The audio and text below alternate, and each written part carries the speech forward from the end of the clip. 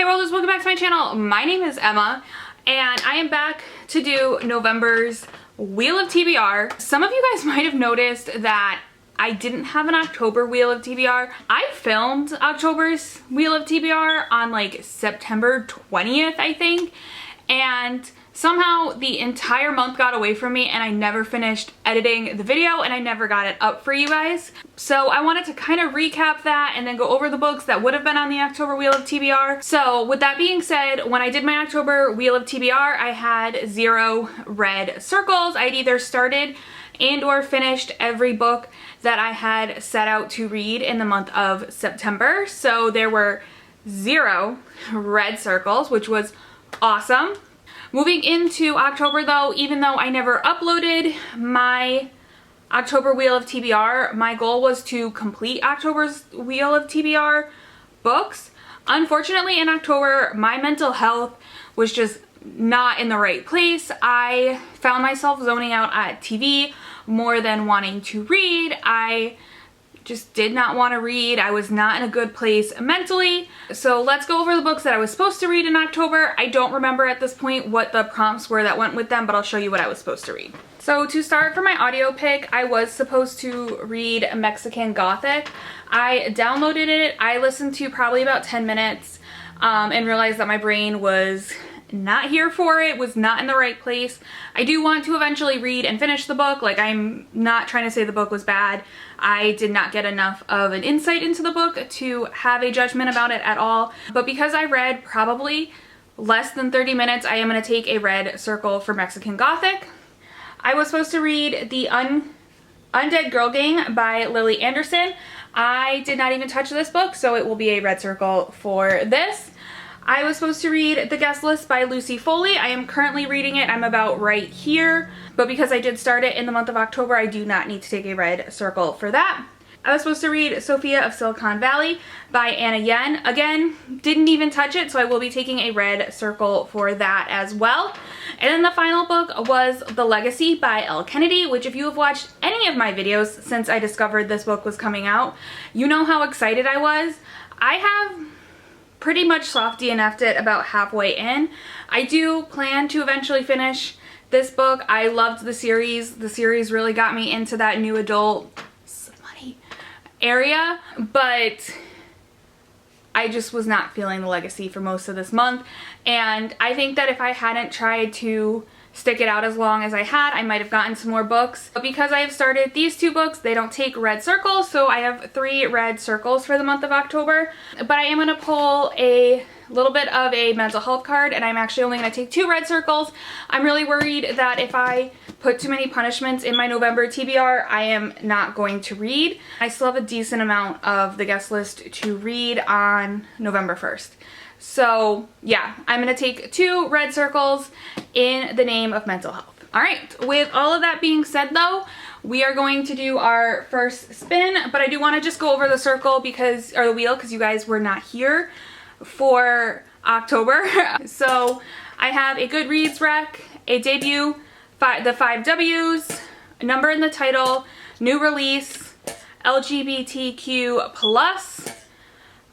new author to me, sophomore book, and a 5-star prediction book, and an open triangle. And because we are taking 2 red circles, it means the first one we draw is a red circle. So let's pull out a red one. If you guys have any ideas for red circles, you can always let me know because I am running low on ideas.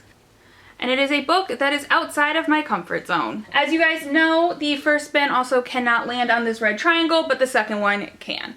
Like, it can't land on the triangle that it was last on. With that being said, spin number 1. And we can't even use it. Let's try that again.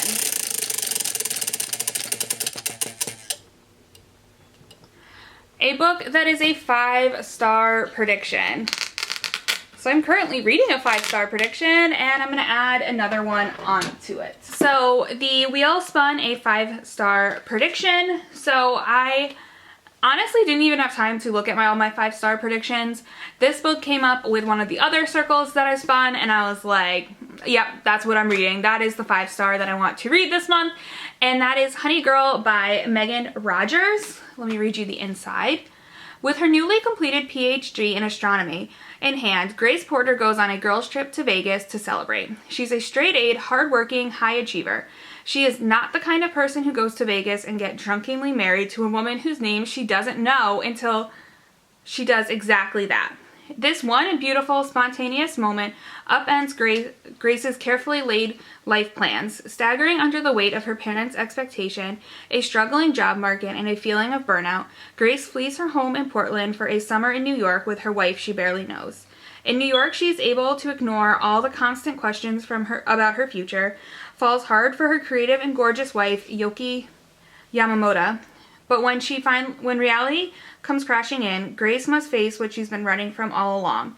The fears that makes us human and the need for connection, especially when navigating the messiness of adulthood. So this book is a book of the month book, and I have loved the summary of this since I read it on the Book of the Month app when it was a book of the month in February. It reminds me so much of like a queer What Happens in Vegas, where they like get married in Vegas, and I love that movie, and I just love the concept of it in general. Like, I remember being in like 4th or 5th grade and learning that in Las Vegas, like, you can just get married the day of and you don't need a marriage license, and like it blew my mind. Like, the concept of just marrying someone in Las Vegas is just something that I've always found so interesting. So I'm so excited to read this book. I do want to say, I know I've said in the past that I'm going to vlog my 5-star prediction readings. I've been trying to do that, but then when I send the clips from my phone over to my computer, they're really blurry and it's not content that I want to put out. So unfortunately, I probably will not be vlogging those experiences at the moment. If I find a better way to vlog, I definitely would like to do that. I do enjoy those, but for now I will not be vlogging my experiences, but I do think that this book will be 5 stars, and I am very, very, very excited. And our second red circle. My wheel is not feeling balanced today, so I have a feeling we're gonna get both of these red circles. But that red circle is a self-destruct book, which I literally just read a self-destruct book. Like, I was gonna film my wrap-up for the self-destruct book today. Oh my Lanta. Alright, so just so you guys know, because for the first time that rule ever really came up, it cannot land on the green triangle, but it can land on the red one. Really hope it doesn't.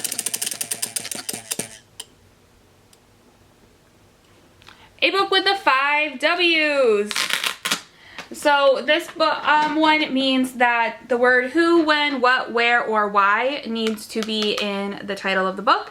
I think I only have one book that fits into this, but I am really excited about the book, so it doesn't really concern me too much that I'm not going to be happy. The wheel spun a 5 W's, and I have like 2 books that qualify under a 5 W's spin, but this is the one that I ultimately chose, and it is The How and the Why by Cynthia Hand.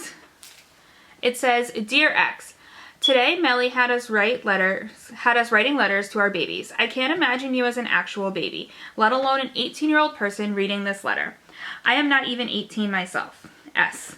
Cassandra McTurdy has a family, one with a loving mother and a father too, full of cheesy dad jokes of his own good. They're the best parents a girl could ask for. They've given Cass a life she wouldn't trade for the world. She had everything she needs except maybe one thing she wants. Like to know who she is, where she comes from, questions that her adoptive parents, no matter how much they love her, can't answer. Mysteries she feels she can't solve. She has been searching for a woman she's never met.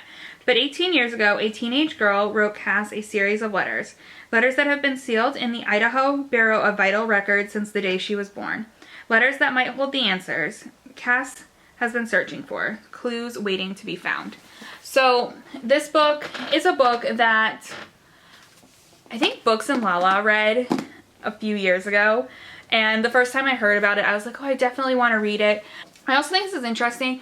I have oftentimes over the last 20 months of being on TikTok found my way onto adoptee TikTok or foster parent TikTok or adoptive parent TikTok or even birth parent TikTok. I spend a lot of time on like just adoption and foster care TikTok. And it's very interesting because you always want to see the positive of adoption, and I think it's interesting to see that it isn't always positive, or even if like you love your family, you might find that there's pieces missing. So I'm very interested in this book.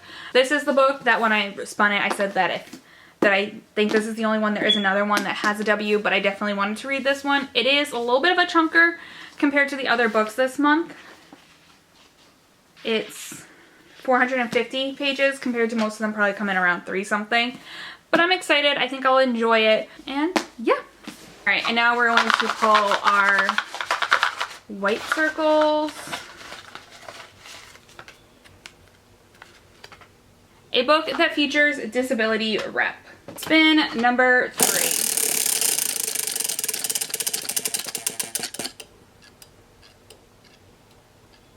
A Goodreads recommendation. Alright, where is my phone? So I am going to try to do this with you guys with me here currently, and I'm going to screen record this. So I'm going to go on to my Goodreads. Go to my books. Read books, and I have to find the last book that I gave 5 stars to. Excuse me, which I am pretty picky with my 5 stars, so I think I know what it is. Technically it says the Harry Potter. I reread most of the Harry Potter series this spring. Was my last 5-star. I'm not going to count that though, because it wasn't new. So the last 5-star book I read was The Astonishing Color of After. And then I'm going to go down to readers also enjoyed. So, do I own any of these?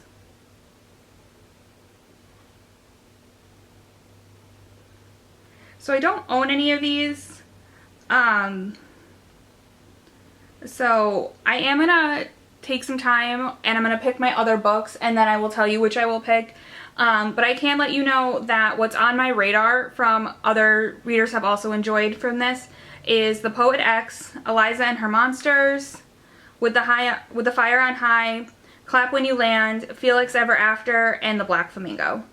Are all books that I know I really want to read. They're high up on my TBR, or like my mental TBR. So those are the books I'm leaning towards. This will probably end up being my audio pick for the month, but I just want to see what else I spin first. So for my Goodreads recommendations, after going through my shelf, going through what I've already owned, looking at my Audible, I did decide to read Clap When You Land by Elizabeth Acevedo. I actually have this book already downloaded in my Audible library. I'm not 100% sure why. I don't remember if I was supposed to read it or if I just downloaded it because I thought it sounded good and then got distracted. But either way, it is already in my Audible library. And even though I haven't been reading what I was supposed to read in October, I did do a lot of Audible reading. So I currently don't have any like credits available, and I don't really feel like calling Audible today and getting more. So it just feels like it makes the most sense for me to read Clap When You Land by Elizabeth Acevedo. I have heard nothing but amazing things about this book. It sounds amazing. I'm very excited. I have only read, I think, one other book in Elizabeth Acevedo's style, which I can't think of the right word. It's like poetry, but that's not the right word for it. But I read, oh my god, this was the same book I used the last time I spun a Goodreads recommendation, because I'm 95% sure that this was the book that was recommended for A Long Way Down by Jason Reynolds. And I just never got around to reading it because that's the only other book that I've ever read in verse. That's what it's called. It's called Verse. And I just never got around to it. So I'm definitely going to get around to it in the month of November. And I'm excited to read about it. So yeah.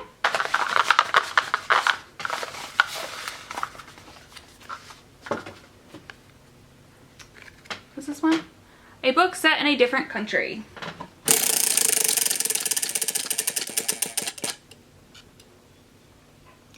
A book that features LGBTQIA+ representation. I spun an LGBT plus circle. So I did decide that for that circle, I think I also have an LGBTQ plus author circle, but I did decide for that it can be either an author or a character representation. For this one, it is both from what I understand, but it is the book Squad by Mariah McCarthy. And let me read it to you. If me and Regine aren't okay, then the foundation of my world is cracked and crooked. I woke up one morning and forgot how to do everything. I'm not even sure if I forgot or if the rules changed on me. The first person I noticed it with was Regine. I am Jenna Watson. I'm a cheerleader and I know. But it's not some Hollywood crap, okay? We're not every guy's fantasy. We're not the popular girls or the mean girls of Marston High School. We're literally just some human females trying to live our lives and do a perfect toe touch. And our squad is at the top of its game. We're a hive mind family. But now suddenly I'm always a step behind Regine. Regine's been getting rides with Megan Finnegan instead of me. The team makes fun of everything I do, and I have no idea why. Do I even want to cheer anymore? What if I do? What if I do left? This darkly comic, razor-sharp, rich, observed debut novel from Mariah McCarthy is about the complexities of friendship, the sifting sands of high school loyalty, and what happens when the person you thought you were becomes the person you never dreamed you would be. So, I know it doesn't show right off the bat what the LGBTQIA representation is in this book, but I did read online that the love interest for the main character is a trans character, so there's some LGBT rep as well as I also believe that I read that Mariah McCarthy, I believe I read online, is a non-binary person. That's the right way to say that, right? That they're non-binary. Mariah McCarthy is non-binary. I am not 100% sure if that's accurate. It looks like it because in their about the author flap in the back, they do use they've written for their pronouns.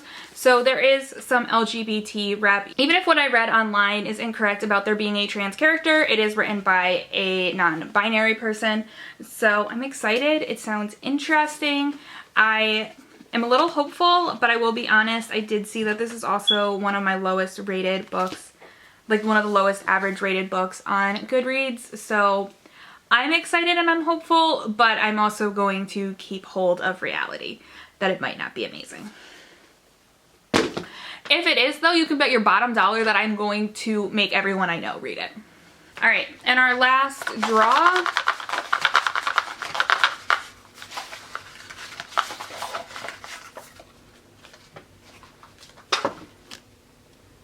A Trio shelf. So this one obviously will not come up in this month's Wheel of TBR because this is our last spin and it cannot land on the same triangle, but it might be a fun way to start December, or maybe it will land on it and I can start the new year, who knows.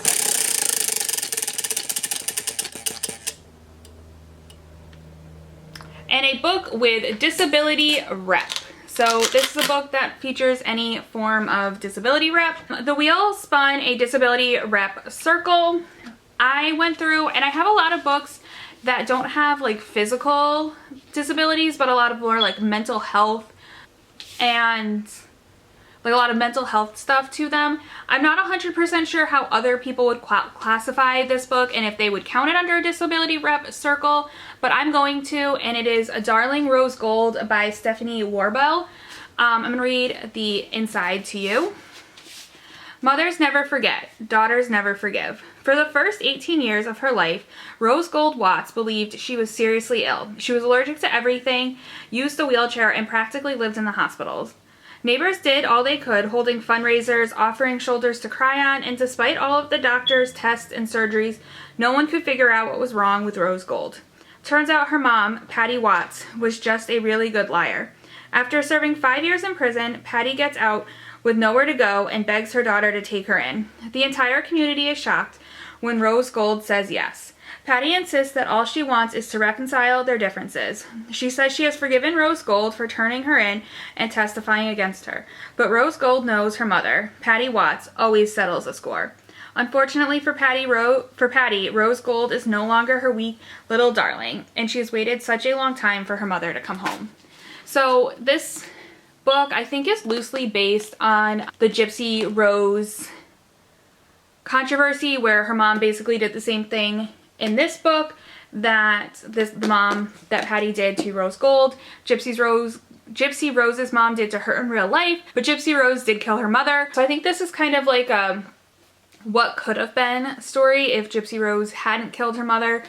It also reminds me of another book, but if I tell you what the book is, I feel like it will give spoilers, but it was a book that I loved a few years ago. So I am interested. My friend lent me this copy, and it's just been sitting on my TBR shelf for a really long time. So I also feel like I should read it so that I can pass it back to her. But yeah, Darling Rose Gold by Stephanie Warbell. And here are the books for my month of November. As always, I have ordered them in my prediction of what my favorite to least favorite will be. I have Squad up at the top, or at the bottom, even though it's on the top, kind of in the lowest ranking, just because, like I said, I've heard some not so great things, and I know that it's lower rating on my TBR on Goodreads. Then I have Darling Rose Gold. My friend who lent it to me said it wasn't her favorite book, but we also have different reading tastes, so I'm a little hesitant about it, but I think it'll be interesting. And then I'm actually going to say that The How and the Why and Clap When You Land are probably going to be tied for the second place. I think that I'll enjoy both of them pretty equally. And then obviously, because I have a 5-star prediction, the 5-star prediction does get to be the bottom one with Honey Girl. And yeah, these are the books that I am reading in the month of November, as well as finishing The Guest List by Lucy Foley. If you've read any of these books, tell me what you think in the comments down below, and also let me know what you are most excited to read this month of November. But yeah, that is all. I hope you have a great day. Bye, Worlders. Yeah, I'm still fun. Where's my phone? Okie dokie. Don't know why I said that. Even if what I